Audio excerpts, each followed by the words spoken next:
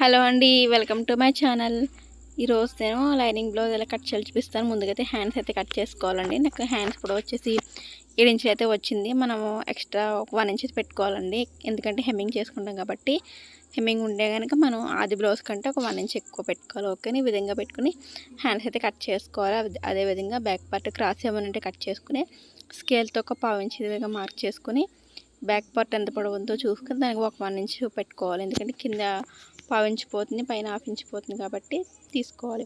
Neck shoulder కలిపి 5 ఇంచులు, arm round 6 ఇంచులు, చెస్ట్ వచ్చి 11 ఇంచులు, ఒక 1 ఇంచ్ కలిపి 12 ఇంచులు అయితే పెట్టుకొని ఈ విధంగా మనం పెట్టుకున్న మార్క్స్ అన్నీ కలిపేసుకోవాలండి. కలిపేసుకుని స్కేల్తో మార్క్ చేసుకోవాలి. అదేవిధంగా ఆమ్ రౌండ్ లోతు అయితే తీసుకోవాలి. 1 ఇంచ్ పెట్టుకుని ఈ విధంగా కరువు స్కేల్ ఉంటే కరువు స్కేల్తో తీసుకోవాలి. ఓకేనా.